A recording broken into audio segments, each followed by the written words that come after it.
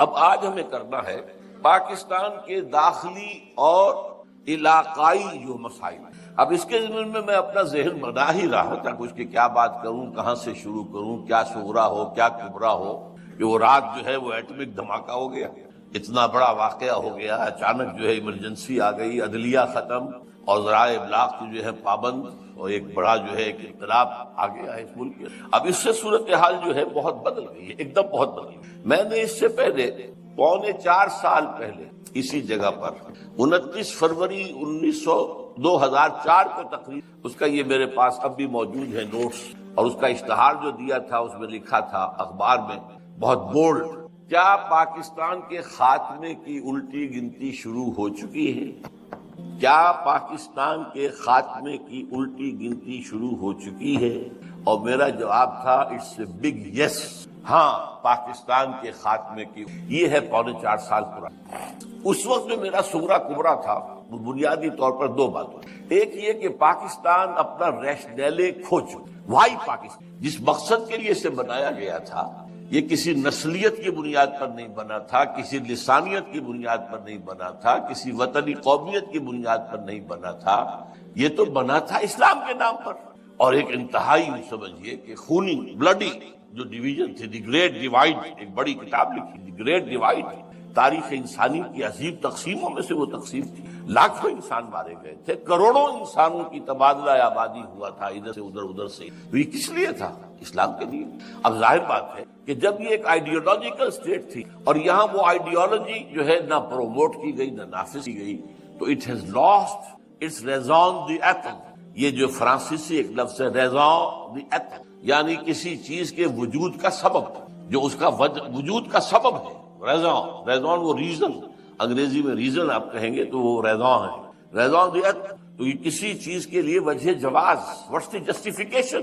Pakistan has lost its a failed state, یہ بات جو ہے ثابت ہو چکی ہے کئی سال پہلے۔ بلکہ میں نوٹ کر کے بھی لایا ہوں ایک شخص کا، ایک بہت بڑا صحافی رابرٹ کیلان، اس نے 20 ستمبر 2000 کو مضمون لکھا تھا پاکستان از اے فیلڈ اسٹیٹ، اور بہت جلد اس کے اندر خانہ جنگی شروع ہوگی اور انارکی پیدا ہوگی، اور پھر یہ ملک ختم ہو کر افغانستان میں مدغم ہوگا۔ یہ رابرٹ کیلان کا مضمون ہے کہ جو چھپا تھا جنگ کے، اس حوالے سے میں نے اس کا صرف آپ کو یاد دہانی کرائی ہے۔ تو پہلی بات تو یہ کہ پاکستان کا جو ریشنیلے ہے، ریزون دی ایتھل ہے، وہ ختم ہو چکا۔ اور دوسرا مذہبی اعتبار سے کہ ہم نے اللہ سے جو بدعہدی کی، وعدہ خلافی کی، اس کی زبردست سزا ہمارے اوپر مسلط ہوئی۔ اس کی ایک سزا ہے معنوی سزا، وہ فزیکل نہیں ہے، معنوی ہے۔ وہ کیا ہے؟ نفاق ہمارے دلوں کی پلا دیا گیا۔ دنیا کی منافق ترین قوم ہے مسلمانوں نے، منافق ترین قوم، اس لیے کہ اللہ کا قاعدہ ہے، اللہ نے بیان کیا ہے قرآن میں، جب کوئی قوم اللہ سے کوئی عہد کرتی، اے اللہ اگر ہمیں یہ دے دے گا تو ہم پھر تیرے بڑے نیک بندے بن جائیں گے اور یہ کر دیں گے اور وہ کر دیں گے، اللہ وہ وعدہ پورا کر دیتا ہے، تو اس کے بعد وہ وعدہ خلافی کرتی ہے قوم، تو اس کی سزا کیا ہے؟ فَعَاقَبَ فِي قُلُوبِهِمْ نِفَاقًا، ان کے دلوں میں اللہ تعالی نفاق پیدا دنیا کے اندر، یہ معنوی سزا۔ اس نفاق کی وجہ سے باہمی منافقت ہو گئی، نفاق ہو گیا، اب وہ قوم نہیں رہی، قومیتیں ہو گئی۔ وہ قوم اب کہاں ہے؟ وہ جو قوم ایک تھی، ایک جھنڈے تلے، مسلم لیگ تلے، وہ قوم اب کہاں ہے؟ ڈھونڈ اب اس کو چراغ رخ زیبا لے کر، اس کا تو کوئی وجود ہی نہیں۔ قومیتوں میں تحلیل ہو چکی ہے، عصبیتوں میں تقسیم ہو چکی ہے، علاقائیت بھی ہے، نسلیت بھی ہے، لسانیت بھی ہے، اور مذہبی تفرقے بھی ہیں، وہ تو پارا پارا ہو چکے۔ اس اعتبار سے نفاق باہمی، یہ نفاق کی ایک شکل۔ نفاق کا دوسرا نتیجہ ہوتا ہے کردار کا دیوالا نکل جانا، جو حدیث میں آیا ہے، 2 حدیثیں ہیں۔ منافق کی نشانیاں 3 ہیں، جس میں تینوں ہیں پکا منافق، اور جس میں ایک ہے تو اسی درجے میں منافق۔ جب بولے جھوٹ بولے، جب وعدہ کرے خلاف ورزی کرے، جب امین بنایا جائے تو غبن کرے، خیانت کرے۔ اب یہ یارڈ سٹک لے کر اپنے معاشرے کو آپ ناپ لی، from which ever angle you like, جدھر سے چاہیں اس کا جو سیکشن ہے کاٹ لیجیے اپنی قوم کا۔ معلوم ہوگا کہ جو جتنا بڑا ہے اتنا ہی بڑا جھوٹا، جو جتنا بڑا ہے اتنا ہی بڑا وعدہ خلاف، جو جتنا بڑا ہے اتنا ہی بڑا غبن کر، بلینز کے غبن ہو۔ تو کہا جا رہا ہے 90 کھرب روپیہ جو ہے وہ بے نظیر لے گئی، اللہ جانے اب ہم تو اسے یہی سن ہی سکتے اور تو کچھ نہیں کہہ سکتے. اس 90 میں سے 1 کھرب اس نے استعمال کیا ہے اپنے اس جو بھی اس نے اپنا کروایا ہے استقبال. کہہ رہے لوگ اللہ جانے واللہ عالم. بہرحال سارے ملک جو اس کا محل ہے اس کا انکار وہ نہیں کر سکتے، چاہے پرٹیکولرلی اس کے نام پر نہ ہو، ہے تو صحیح. اور سوئٹزرلینڈ کی عدالتیں جو ہے وہ تو اب بھی اس کا پیچھا کر رہی ہیں، وہ اپنے ان فیصلے کو لے کے کھڑی ہوئی ہے. اب ہمارا مدعی بیٹھ جائے تو اور بات ہے، حکومت جو ہے وہ خود بیٹھ جائے جو مدعی تھا تو ظاہر بات ہے کہ پھر اس کے بعد تو کوئی سوال پیدا نہیں ہوتا مقدمے کے چلنے، لیکن وہ عدالت تو کھڑی ہے. تو بہرحال دوسرا جو ہے وہ نفاق باہمی کے بعد یہ جو انسانی اخلاقیات کا جنازہ نکلا ہے اس واقعتاً وہ بھی اسی نفاق کا نتیجہ. اور تیسرے یہ کہ سب سے بڑا منافقت کی علامت ہمارا دستور ہے، کہنے کو سارا اسلام اس میں لکھا ہوا ہے، حقیقت میں زیرو. تمام اسلامک پروویژنز ان ایفیکٹو ہے، کوئی ان کی مؤثر ہونے کی شکل لکھا ہوا ہے. صرف ایک قرارداد مقاصد پر بھی اگر ایک جملے کا اضافہ ہو جائے کہ یہ article it will take precedence over the whole of the constitution, یہ کافی ہے، پورے دستور کو اسلامی بنانے کے لیے کافی ہے. لیکن نہیں، ایک آرٹیکل ہے جیسے اور بے شمار آرٹیکل، یہ دوسرے آرٹیکلز کے اوپر کوئی حکمران نہیں ہے. اور آپ کے جسٹس نسیم حسن شاہ صاحب نے یہ فیصلہ دیا تھا جس کی حیثیت سے. تو اسی طریقے سے کوئی قانون سازی کتاب و سنت کے منافی نہیں کی جائے گی. اس کو بھی اٹیچ کر دیا گیا کاؤنسل آف اسلامک آئیڈیالوجی سے، وہ رپورٹیں دیتی رہے گی دیتی رہے گی دیتی رہے گی دیتی رہے گی. رپورٹوں کے انبار لگ گئے، الماریاں بھر گئی. کوئی ایک رپورٹ بھی آج تک پارلیمنٹ میں پیش نہیں ہوئی، کسی ایک رپورٹ کی بنیاد پر بھی کوئی قانون سازی نہیں. اور ہمارا وہ جو ایک ڈکٹیٹر آیا تھا اسلام کے نام پر، ضیاء الحق، اس نے فیڈرل شریعت کوڈ بنائی تو اس کو 2 ہتھکڑیاں پہنا دی، 2 بیڑیاں ڈال دی. دستور پاکستان تمہارے دائرے سے خارج، جوڈیشل پروسیجرل لاز تمہارے دائرے سے خارج، مسلم فیملی لاز تمہارے دائرے سے خارج. اور یہ کہ جو فسکل لاز ہیں مالیاتی وہ بھی 10 سال تک خارج. رہ کیا گیا؟ فریب، جھوٹ، دھوکہ دینے کے لیے دنیا کو فیڈرل شریعت کورٹ. اب روپے کروڑوں خرچ ہو رہے، تنخواہیں ہیں، سب کچھ، یہ سب ایکسرسائز ان فیوٹیلیٹی. اس اعتبار سے یہ 2 پہلو ہیں جو میں گنتا رہا ہوں. اب تیسرا پھر عذاب اللہ کی طرف سے ایک آیا تھا جو فزیکل عذاب ہے، وہ سن 71 میں آ گیا تھا. ملک 2 لخت ہوا، بدترین شکست ہوئی.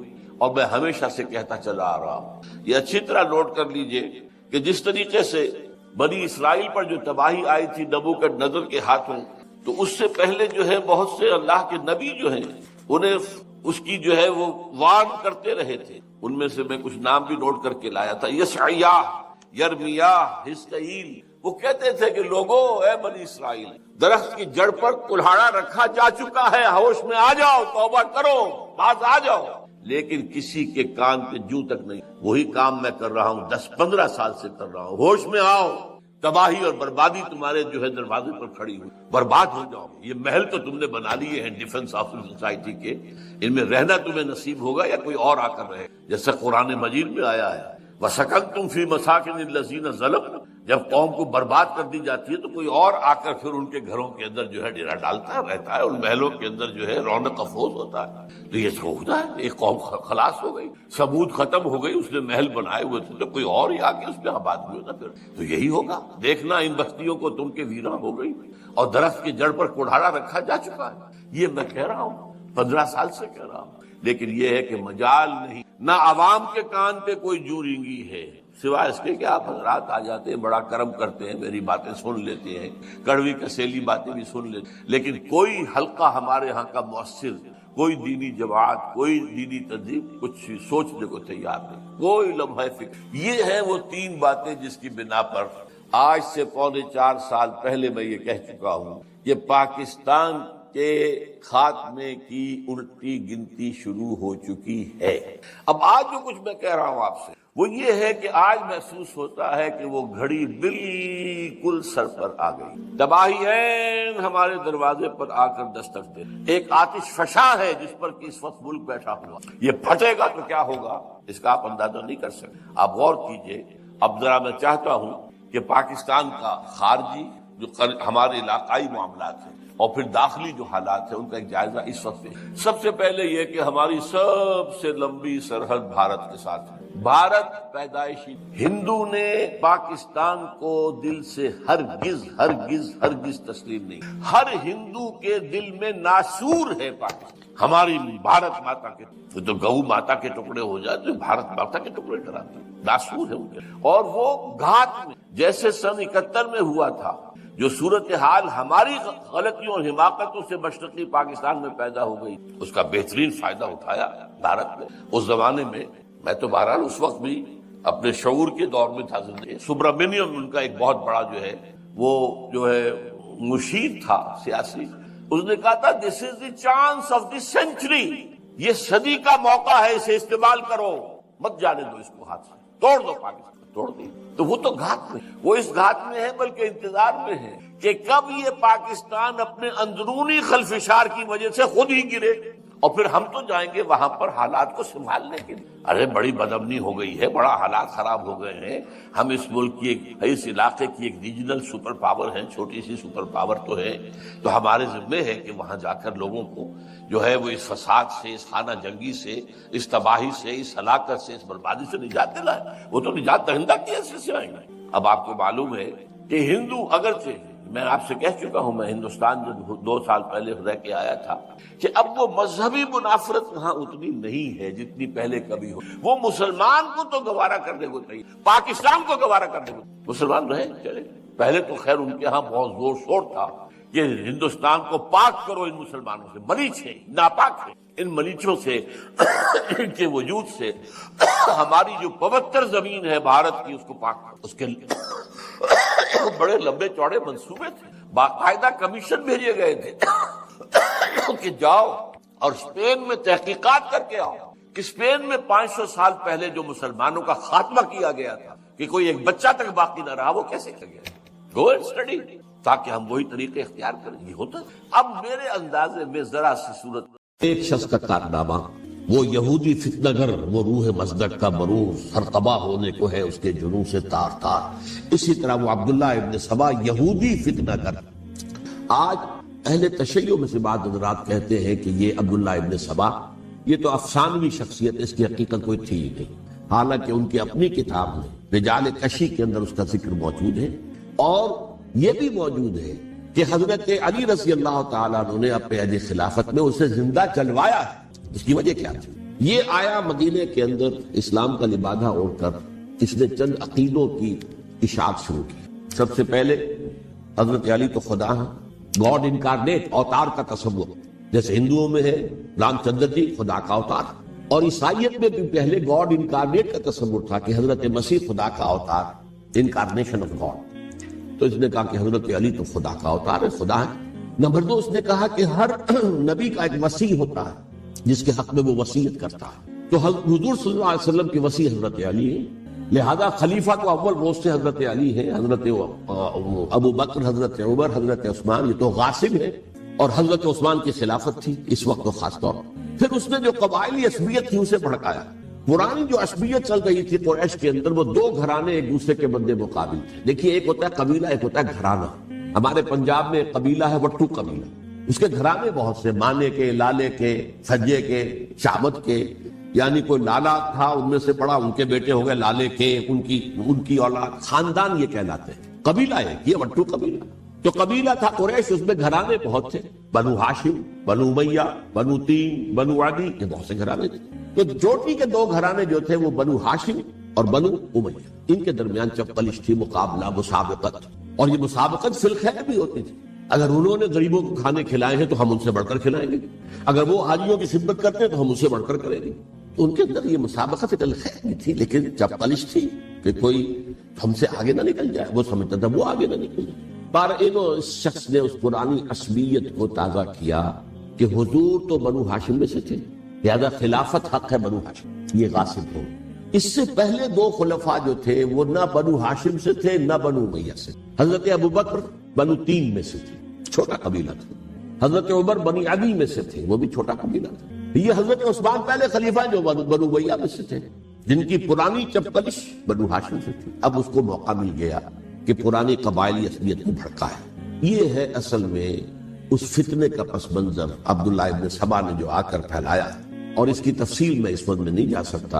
کیسے یہ فتنہ پروان چڑھا، کیا انہوں نے اسٹریٹجی اختیار کی کہ یہ کیا کرتے تھے، گروہ بنا کر بھیجتے تھے لوگوں کو کوفے میں جاؤ تو وہاں پر دمشق کے گورنر کے خلاف اور مصر کے گورنر کے خلاف الزامات لگاؤ، اس نے یہ کیا، وہ غبن کر گیا، وہ یہ کر گیا، وہ خیانت کر رہا ہے، وہ رشتہ داروں کو پال رہا ہے، اور عثمان کے خلاف بھی تقریریں کرو رضی اللہ تعالیٰ عنہ۔ دمشق میں جاؤ تو کوفے کے گورنر کے خلاف، کیونکہ دمشق کے گورنر کے خلاف بات کرو گے تو لوگوں کو معلوم ہوگا کہ یہ جھوٹ بول رہے ہیں، لیکن یہ کہ وہاں تو تم بات کرو کوفے کے گورنر کے خلاف اور مصر کے گورنر کے خلاف اور حضرت عثمان کے خلاف۔ مصر میں جاؤ تو بات کرو کوفے کے اور شام کے گورنر کے خلاف اور حضرت عثمان کے خلاف۔ یہ انہوں نے ایسا اٹھایا، اور اس زمانے میں آپ کو معلوم ہے ذرائع نشر و رسائی تھے نہیں، نہ اس فتنے کی پتہ چل سکا جب تک کہ وہ فتنہ جو ہے پوری طرح برگ و بار لا کر تراور درخت نہیں بن گئے۔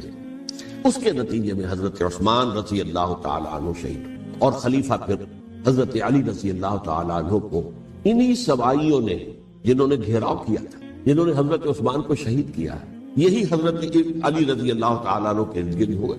اور حضرت علی رضی اللہ تعالیٰ عنہ بھی نہیں چاہتے تھے خلافت کی بیعت لینا، لیکن آخر کیا کرتے؟ کیا وہ امت کو بغیر خلیفہ کے چھوڑ دیتے؟ حضرت زبیر سے کہا گیا، انہوں نے نہیں مانا، رد کر دی بات۔ حضرت طلحہ سے کہا گیا، انہوں نے نہیں مانا، حضرت علی سے کہا گیا، اب عشرہ مبشرہ میں سے یہی تو تھے نا، لہذا انہوں نے تسلیم کر لیا، خلافت ہو گئی۔ لیکن اس کے بعد جو خانہ جنگی ہوئی ہے، اس خانہ جنگی کے نتیجے میں نوٹ کر لیجئے کہ 1,00,000 کے قریب مسلمان ایک دوسرے کی تلواروں اور نیزوں اور برچھیوں اور تیروں سے ہلاک۔ یہ ہماری تاریخ کا تاریخ ترین باب ہے۔ 5 سال، 4.5 سال حضرت علی کی خلافت کے اور 6 مہینے حضرت حسن کی خلافت رضی اللہ تعالیٰ عنہ۔ اس سے کیا ہوا کہ ایک طرف تو اسلام کی جو توسیع ہو رہی تھی، تھمتا نہ تھا کسی سے سیل رواں ہمارا، وہ سیلاب رک گیا، انٹرنل سیبوٹاج ہو گئی نا، اب تو اندر ہی آپس ہی میں اگر دست و گریبان ہو گئے تو باہر اب کیا توسیع کرتے، وہ توسیع کا عمل رک گیا۔ اور یوں سمجھیے کہ جیسے ٹرک اگر کبھی چل رہا ہو، بھرا ہوا ہو، لوڈنگ، اور وہ چڑھائی چڑھ رہا ہو، تو اگر کہیں موشن ٹوٹ جائے، ٹرک کو رکنا پڑے، تو ڈرائیور کے جان پر بن جاتی، اس لیے کہ اس کو دوبارہ سٹارٹ کرنا، اور جبکہ وہ چڑھائی پر ہے، انکلائن پر ہے، آسان کام نہیں، خطرہ ہوتا ہے وہ پیچھے جو ہے وہ نہ جائے۔ اور پہاڑی علاقوں میں آپ کو معلوم ہے ذرا پیچھے چلے جانے کا مطلب جو ہے بہت خطرناک جو ہے نتیجہ نکل سکتا۔ بہرحال حضرت علی رضی اللہ تعالیٰ عنہ نے اپنے خلافت میں ایک کام یہ کیا، اب اس کی کیا مصلحتیں تھیں یہ تو انہی کے علم میں ہوگا، ہم قیاس کر سکتے ہیں، میں اس میں نہیں جانا چاہتا۔ ابھی تک خلافت کا مرکز تھا مدینہ منورہ، حضرت ابوبکر، حضرت عمر، حضرت عثمان، وہی جہاں حضور صلی اللہ علیہ وسلم رہے تھے اور جہاں پر کہ حضور مدفون تھے۔ لیکن حضرت علی نے اپنا مرکز جو ہے وہ کوفہ۔ اچھا، اس کی ایک ظاہری وجہ یہ سمجھ میں آتی ہے کہ اسلام کا جو پھیلاؤ ہو گیا تھا، وہ سلطنت اتنی وسیع ہو گئی تھی کہ مدینہ منورہ بہت جنوب میں اور بڑے صحرا کو عبور کر کے جانا ہوتا تھا۔ کوفہ جبکہ ایسی مقام پر تھا کہ جہاں سے مشرقی راستہ جا رہا ہے ایران کو، عراق کے اندر تو ہے وہ شہر کوفہ، اور پھر ایران اور خراسان اور ہندوستان کو راستہ جا رہا ہے، وہیں سے شمال کی طرف جا رہا ہے، شام کی طرف اور ترکی کی طرف، اور وہاں سے پھر یہ کہ مغربی افریقہ کو بھی کنٹرول کرنا، جو شمالی افریقہ کو بھی آسان تھا۔ بہرحال حضرت علی نے کوفہ کو اپنا مرکز بنایا، اور نتیجہ یہ ہوا کہ سبائیوں کا بھی مرکز وہی بن گیا، چونکہ انہوں نے اپنے آپ کو گردا گرد رکھا حضرت علی کے رضی اللہ تعالیٰ۔ اب ظاہر بات ہے کسی پرٹیکولر پرسن کے خلاف تو کوئی مقدمہ موجود تھا نہیں، بلکہ جب جنگ جمل ہو رہی تھی، ابھی جنگ نہیں ہوئی تھی، حضرت عائشہ، حضرت طلحہ، حضرت زبیر وہ لے کر آئے تھے لشکر اس مطالبے کے لیے کہ حضرت عثمان کے قاتلوں کو سزا دی جائے، قصاص لیا۔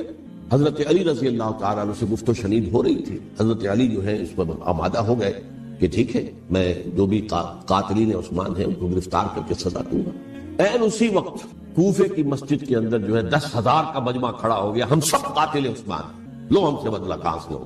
اور انہوں نے کیا کیا، جاتے ہی جنگ چھیڑ دی، جب چھڑ جائے تو یا مرو یا مارو، اس کے سلاوت کو چارہ کار ہوتا ہی نہیں۔ ایک رات میں 10,000 مسلمان شہید، جن میں 2 عشرہ مبشرہ میں سے حضرت زبیر اور حضرت طلحہ رضی اللہ تعالیٰ۔ تو یہ صورت تھی، سبائیوں نے گھیراؤ کیا حضرت علی کا رضی اللہ تعالیٰ۔ حضرت معاویہ دعوے دار نہیں تھے خلافت کے، قطعاً نہیں، ان کا صرف ایک دعویٰ تھا، اور وہ یہ تھا کہ عثمان کے قاتلوں کو گرفتار کرو، یا خود سزا دو یا ہمارے حوالے کرو، ہم اس سے قصاص لیں گے۔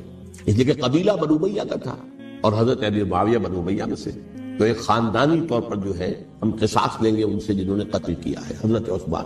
لیکن یہاں ظاہر بات ہے کہ حضرت علی رضی اللہ تعالیٰ عنہ کی طرف سے مطالبہ یہ ہوتا تھا تم پہلے میری بیعت کرو، میرے ہاتھ مضبوط کرو تاکہ میں ان کے خلاف کوئی اقدام کر سکوں. لیکن انہیں یہ اندازہ تھا کہ اگر میں نے بیعت کی تو ظاہر بات ہے کہ حضرت علی تک پہنچنے سے پہلے مجھے گردن اڑا دیں گے، اس لیے کہ سبائی جو ہے وہ آپ کو گھیرے ہوئے. بہرحال ایک عجیب الجھاؤ، ایک ڈائلیما تھا جس کی وجہ سے یہ جنگ چلتی رہی، اور حضرت علی رضی اللہ تعالیٰ عنہ کو انہی کے شیعان علی ہی کے اندر سے وہ جماعت علیحدہ ہوئی تھی جس کو ہم خوارج کے نام سے جانتے ہیں، اور ایک خارجی ملجم ابن ملجم ہی نے حضرت علی کو شہید کیا رضی اللہ تعالیٰ عنہ. پھر حضرت حسن رضی اللہ تعالیٰ عنہ، اب دیکھیے کس قدر صحیح بات تھی جو حضرت علی رضی اللہ تعالیٰ عنہ نے فرمائی جب ان سے کہا گیا کہ کیا ہم آپ کے بیٹے حسن کے ہاتھ پر بیعت کر لیں رضی اللہ تعالیٰ عنہ. فرمایا نہ میں تمہیں اس کا حکم دیتا ہوں نہ میں اس سے روکتا ہوں، یہ تمہارا معاملہ ہے، امرہم شورا بینہم، تم اپنے باہمی مشورے سے جو فیصلہ کرو گے ٹھیک ہے، میں نہ حکم دیتا ہوں نہ روکتا ہوں. اس کا کیا مطلب ہے؟ باپ کے بعد بیٹے کی خلافت ہرگز حرام نہیں ہے، ورنہ کہتے کیسے ہو سکتا میرا بیٹا؟ نہیں، یہ نہیں کہا. حضرت عمر سے بھی کہا گیا تھا کہ اپنے بیٹے کو نامزد کر دیں، عبداللہ ابن عمر کو، تو انہوں نے جواب میں کیا کہا؟ اسے تو طلاق دینی بھی نہیں آتی. انہوں نے اپنی کسی زوجہ کو طلاق دی تھی اور اس میں جو صحیح ترین طریقہ ہے وہ اختیار نہیں کیا تھا. انہوں نے طلاق دینے تک نہیں آتی تو میں اسے خلیفہ بنا. یہ نہیں کہا تھا کہ باپ کے بعد بیٹا خلیفہ نہیں ہو سکتا، یہ تو نہیں تھا. کہیں حرام نہیں ہے، نہ کتاب و سنت میں، نہ کوئی حدیث ہے، نہ کہیں قرآن مجید میں. تو حضرت علی نے بھی فرمایا رضی اللہ تعالی نہ میں روکتا ہوں نہ حکم دیتا ہوں، یہ تمہارا اپنا معاملہ ہے. بہرحال حضرت حسن رضی اللہ تعالی عنہ نے حضرت امیر معاویہ سے صلح کر لی، خلافت ان کے سپرد کر دی. دیکھیے میں حضرت ابوبکر، حضرت عمر، حضرت عثمان، حضرت علی کے ساتھ حضرت حسن کے دور خلافت کو بھی خلافت راشدہ میں سے سمجھتا ہوں. اور تبھی 30 سال پورے ہوتے ہیں اس حدیث کے مطابق کہ حضور نے فرمایا خلافت 30 برس رہے گی پھر ملوکیت آئے. تو حضرت حسن کا بہت بڑا کارنامہ یہ ہے کہ اس خانہ جنگی کا دروازہ بند کیا، اور یہ پیشن گوئی تھی حضور کی صلی اللہ علیہ وسلم. حضرت حسن جو بچے تھے حضور کے انتقال سے پہلے، میرا یہ بیٹا مسلمانوں کے 2 گروہوں میں صلح کرائے، یہ حضور کی پیشن گوئی تھی. اور وہ پیشن گوئی حضرت حسن کے علم میں بھی ہوگی یقیناً. بہرحال انہوں نے صلح کی حضرت امیر معاویہ کے ساتھ رضی اللہ تعالی عنہ، خلافت ان کے حوالے کر دی، اور کچھ شرائط تھیں طے ہو گئی. اللہ خیر. حضور کی تو یہ پیشن گوئی جو ہے صحیح ثابت ہوئی کہ میرا یہ بیٹا مسلمانوں کے 2 بڑے گروہوں کے درمیان صلح کرا رہا ہے. اور سبائیوں نے انہیں تانے دیے، یا عار المومنین، اے مومنوں کے لیے موجب عار، موجب شرم، تم نے بزدلی دکھائی، تم نے امیر معاویہ کو خلیفہ تسلیم کر دیا، تم نے بزدلی دکھائی. معاذ اللہ ثم معاذ اللہ ثم معاذ. اب میں کچھ باتیں حضرت امیر معاویہ کے بارے میں کہنا چاہتا ہوں، اس لیے کہ وہاں اس میں میں نے حضرت معاویہ کے بارے میں یہ تو بہت حدمت کے ساتھ کہا تھا، اور میں اب بھی اس پر قائم ہوں اور پوری طریقے سے قائم ہوں. میرا مستقل موقف یہی ہے کہ حضرت معاویہ رضی اللہ تعالیٰ عنہ کے دور خلافت کو ہم خلافت راشدہ میں شامل نہیں سمجھتے، اہل سنت میں سے کوئی بھی نہیں سمجھتا. لیکن اس کے ساتھ میں نے حضرت امیر معاویہ کے کچھ مناقب بھی بیان کیے ہیں تاکہ پلڑا جو ہے ترازو کا اس کے دونوں پلڑے سامنے آئے. لیکن یہ کہ وہ حصہ میرے اس بیان کا نکال دیا گیا، ختم کر دیا گیا. یہ میں نہیں جانتا کہ اس میں کیا مصلحت دیکھی گئی ہے. اس میں تو کسی کے لیے کوئی معاملہ ایسا نہیں تھا کسی کے جذبات کو جو ہے وہ ٹھیس پہنچانے والا. کیونکہ میں نے کہا وہ خلیفہ راشد نہیں تھے، صاف میں نے کہا، بلکہ وہ دور ملوکیت کا آغاز ان سے ہو گیا. بلکہ جب ایک صاحب نے یہ کہا کہ کربلا کے بعد سے دور ملوکیت آ رہی تھی، تو میں نے کہا نہیں جناب، دور ملوکیت تو 20 سال پہلے پوری ہو چکی تھی، شروع ہو چکی. حضرت امیر معاویہ کے بھی 20 سال میں وہ دور ملوکیت میں شمار. انہیں کسرى العرب بھی کہا گیا، عرب کے کسرا جو شہنشاہ ایران کا خطاب تھا. حضرت معاویہ رضی اللہ تعالیٰ عنہ کو کسرى العرب کہا گیا، عرب کا کسرا یہ. لیکن دوسری طرف یہ ہے کہ وہ صحابی رسول رضی اللہ تعالیٰ حضور کے برادر نسبتی بھی ہیں، حضور کے سالے ہیں. ان کی ہمشیرہ ام حبیبہ حضور کی زوجہ محترمہ ہے، ام المومنین ام حبیبہ رضی اللہ تعالیٰ. پھر کس قدر معتمد علیہ تھے حضور کے کہ کاتبان وحی میں شامل تھے. وحی کی کتابت کرنے والے چند لوگ تھے جنہیں کہ حضور کہتے تھے کہ اب یہ آیت لکھ لو. ان میں سے ایک امیر معاویہ رضی اللہ تعالیٰ. تو بڑے توازن کی ضرورت ہے. دیکھیے صحابہ کرام کا جہاں تک تعلق ہے، اہل سنت کا موقف یہ ہے کہ صحابہ کلہم عدول، صحابہ سب کے سب نیک نیت ہیں، اور ان کی روایت جو ہے قبول کی جائے گی، رد نہیں کی جائے گی، ان پر کوئی جرح و تعدیل نہیں ہوگی، اس لیے کہ ان کا تزکیہ محمد رسول اللہ صلی اللہ علیہ وسلم نے کیا. لہذا یہ تو ہو سکتا ہے کہ کسی صحابی سے کوئی خطا ہوگی، لیکن وہ خطا اجتہادی ہوگی، نیت کی خطا تھی، نیت کی غلطی نہیں. اگر کسی صحابی کی نیت پر حملہ کیا جائے تو یہ اصل میں طعن ہے، حملہ ہے حضور پر کہ وہ تربیت دے نہیں سکے اپنے ساتھیوں کو، معاذ اللہ ثم معاذ اللہ ثم معاذ اللہ، وہ تزکیہ کر ہی نہیں سکے۔ 3 جگہ جو قرآن میں آیا ہے یتلو علیہم آیاتہ ویزکیہم، تو کیا تزکیہ کیا؟ اگر ان کے قریب ترین ساتھی جو تھے، اگر ان کے اندر بھی بدنیت کی تھی اور دنیا کی طلب تھی اور دنیا کے اندر اقتدار حاصل کرنے کا جذبہ تھا، تو پھر کیا تزکیہ کیا؟ معاذ ثم معاذ۔ لہذا صحابہ سب کے سب عدول ہیں اور ان سے اختلاف ممکن ہے، لیکن ان کی نیت پر حملہ نہیں ہو سکتا۔ تو حضرت امیر معاویہ کی شخصیت ایک چیز ہے، آپ کا دور خلافت دوسری چیز ہے۔ شخصیت کے اعتبار سے صحابی رسول ہے، برادر نسبتی ہے حضور کے صلی اللہ علیہ وسلم، اور پھر یہ کہ اس قدر معتمد علیہ ہے صحابہ میں سے کہ وہ کاتبان وحی، یہ عام آدمی کے کرنے کا کام نہیں تھا جو وحی کی کتابت کرے، اللہ کے کلام کی۔ البتہ یہ ہے کہ جیسا کہ میں نے عرض کیا، ان کا دور خلافت میں راستہ نہیں ہے، وہ ملوکیت کا دور ہے۔ یہ میں نے جیسا کہ عرض کیا، میں نے ایک صاحب نے جب یہ کہا کہ ملوکیت شروع ہو رہی تھی، میں نے کہا شروع نہیں ہو رہی تھی، ملوکیت تو 20 سال پہلے شروع ہو چکی تھی۔ اسی طریقے سے ایک صاحب نے کہا تھا کہ اسلام کو قائم کرنے کے لیے حضرت حسین میدان میں آئے، میں نے کہا یہ بھی غلط ہے، اسلام تو 60 سال پہلے قائم ہو چکا تھا، نبی اکرم صلی اللہ علیہ وسلم کے دست مبارک سے اسلام قائم ہو گیا، جعل الحق وزهق الباطل ان الباطل کان زهوقا، پھر 30 برس تک وہ کامل شکل کے اندر قائم رہا۔ تو اسلام جو ہے وہ جو ہے در حقیقت اب قائم کرنے والی بات نہیں تھی، البتہ اس کے اندر زوال شروع ہو گیا تھا، اس زوال کے عمل کو روکنے کے لیے حضرت حسین میدان میں، یہ ایک چیز کو صحیح تاریخی پرسپیکٹو میں رکھنا۔ تو جس طرح سے دین کو قائم کرنے کے لیے دیکھیں، قائم تو کیا محمد رسول اللہ صلی اللہ علیہ وسلم والذین معہ رضی اللہ تعالی عنہ، انہوں نے کیا۔ ہاں اب جو ہے وہ اپنی اس شاندار حیثیت سے نیچے گرنے لگا تھا، وہ میں بعد میں عرض کروں گا کہ میں نے اس سے کیا عرض کیا تھا کہ یہ اس زوال کو روکنے کے لیے کسی طریقے سے یہ اپنی اصل حقیقت میں قائم رہے، یہ حضرت حسین رضی اللہ تعالیٰ عنہ کی سعی تھی۔ اچھا، حضرت امیر معاویہ کے جو 20 سال ہیں وہ پورے امن، سکون، اطمینان، کوئی جھگڑا، کوئی فساد، کوئی اختلاف، کوئی باہمی فانہ، کچھ 20 سال، یہ بھی تاریخ کی بڑی چشم کشا حقیقت ہے جو عام طور پر لوگوں کے علم میں نہیں ہے۔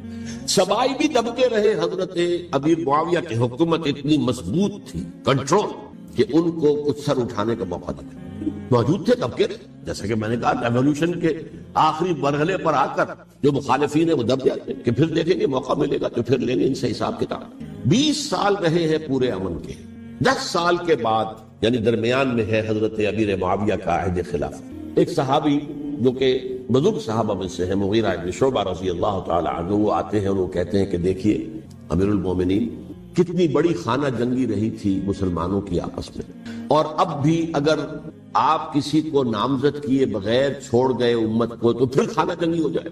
1 لاکھ اس وقت جو ہے وہ ہلاک ہوئے تھے، نہ معلوم اب کتنے ہلاک۔ لہذا آپ اپنی زندگی ہی میں نامزد کر دیجئے کسی کو خلیفہ، ولی عہد بنا۔